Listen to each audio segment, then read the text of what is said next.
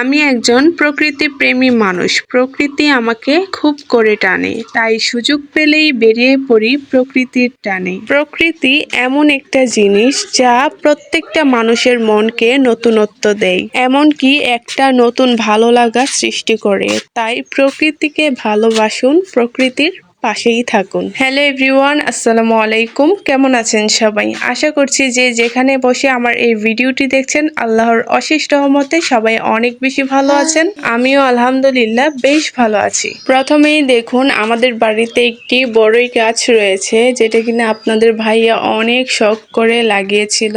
বড়ই গাছটার বয়স প্রায় 2 বছরের মতো হয়েছে। গতবার এটাতে মাশাআল্লাহ অনেকগুলো বড়ই এসেছিল, বাট এই বছর একটু কম এসেছে। শুনেছি একবার বেশি আসলে নাকি পরের বার একটু কম আসে। যাই হোক, যা এসেছে আলহামদুলিল্লাহ অনেকগুলো বড়ই এসেছে।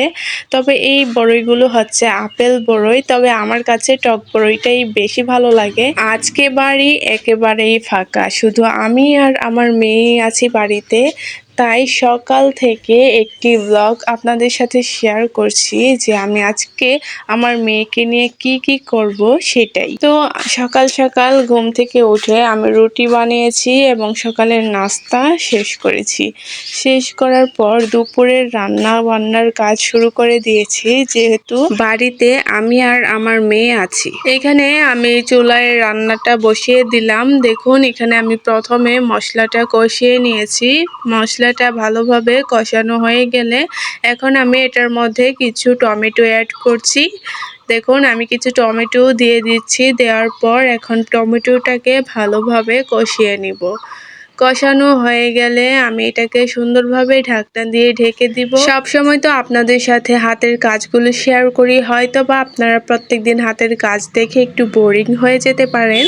তাই ভাবছি এখন থেকে আপনাদের সাথে আমার লাইফস্টাইল ব্লগগুলো আপনাদের সাথে শেয়ার করব, যেন আপনারা আমার ভিডিওগুলো দেখে অনেকটাই উৎসাহিত হতে পারেন। যেহেতু আমি বেবি ড্রেস নিয়ে একটি বিজনেস করছি, এই বিজনেসটার জন্য কিন্তু আমার অনেক বেশি পরিশ্রম করা লাগছে। আসলে পরিশ্রম না করলে কোনো কিছুই সম্ভব না। আপনি যত পরিশ্রম করবেন ততটাই কিন্তু সফল হতে পারবেন। আর একটা জিনিস দেখবেন, আপনি যেই কাজটাই করেন না কেন, ফ্যামিলির সাপোর্ট না থাকলে কিন্তু আপনি কখনোই একটি কাজ করতে পারবেন না। আমি যে এই কাজটা শুরু করেছিলাম, প্রথম থেকেই কিন্তু আপনাদের ভাইয়া আমাকে অনেক বেশি সাপোর্ট করেছে এবং এখন পর্যন্ত কিন্তু আপনাদের ভাইয়াই আমাকে সাপোর্ট করে যাচ্ছে।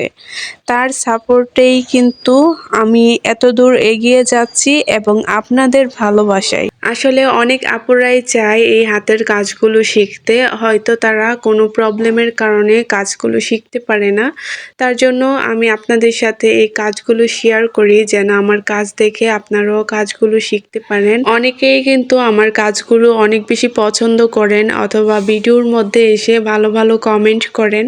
আপনাদের কমেন্টগুলো পেলে কিন্তু আমি ভিডিও বানাতে অনেক বেশি উৎসাহ পাই, আর কাজটা করতেও কিন্তু আমার অনেক বেশি ভালো লাগে। তবে আমি যে কাজগুলো আপনাদের সাথে শেয়ার করি, তার বাইরেও যদি আপনাদের কোনো কিছু জানার থাকে বা কোনো কাজ শেখার থাকে, অবশ্যই আমাকে কমেন্ট করে জানাবেন। আমি আপনাদের পছন্দ মতো এবং আপনারা যেই কাজের ভিডিওগুলো দেখতে চান, সেই কাজের ভিডিওগুলো ইনশাআল্লাহ আপনাদের সাথে শেয়ার করব। আপনাদের সাথে কথা বলতে বলতে আমি রান্নাবান্নার কাজটা কমপ্লিট করে ফেললাম। আর এখানে দেখুন, আমি দুপুরে খাওয়া দাওয়ার পর আমার মেয়েকে সুন্দরভাবে এই বেবি ড্রেসগুলো পরিয়েছি, মানে আমার যে হাতের কাজের ড্রেসগুলো, সেই ড্রেসগুলো আমি আমার মেয়েকে পরিয়েছি। আর দেখুন আমার মেয়ে কত খুশি হয়েছে এই ড্রেসগুলো পরে। আমি যখন ওকে এই হাতের কাজের ড্রেসগুলো পরাই বা যখন আমি বলি যে আম্মু তুমি এই ড্রেসগুলো পরো, সে কিন্তু তখনই পরতে রাজি হয়ে যায়। কেন আমি জানি না, ওর এই ড্রেসগুলো অনেক বেশি পছন্দের। আর এটা দেখুন, এখানে কিন্তু আরো একটি ড্রেস আমি পরিয়েছি, এটাও কিন্তু অনেক বেশি ভালো লাগছিল। আপনারা চাইলে আপনাদের বেবিদের জন্য কিন্তু এই ড্রেসগুলো আমার কাছ থেকে নিতে পারেন, অথবা যারা যারা হাতের কাজ পারেন, সেলাইয়ের কাজ পারেন, তারা কিন্তু অবশ্যই আপনাদের মেয়েদের জন্য এই ড্রেসগুলো বানাবেন। এই ড্রেসগুলো বাচ্চাদেরকে অনেক বেশি ভালো লাগে। আসলে অনেকে ড্রেসের প্রাইস জিজ্ঞেস করে, করার পর বলে যে প্রাইসটা নাকি অনেক বেশি হয়ে যাচ্ছে। তো আমি আসলে একটা কথা বলতে চাই যে আপনারা নিজেদের জন্য একটি ড্রেস বানিয়ে দেখবেন যে সেটার পেছনে কত টাকা খরচ হয়। একটি ড্রেস বানাতে গেলে কাপড়, সুতা, লেস, এভরিথিং, তারপর সেটা যদি আপনি মেশিনে সেলাই করেন অথবা টেলার্স দিয়ে সেলাই করান, সেই ক্ষেত্রে দেখা যাবে যে অনেক খরচ পড়ে যায় একটি ড্রেস বানাতে গেলে।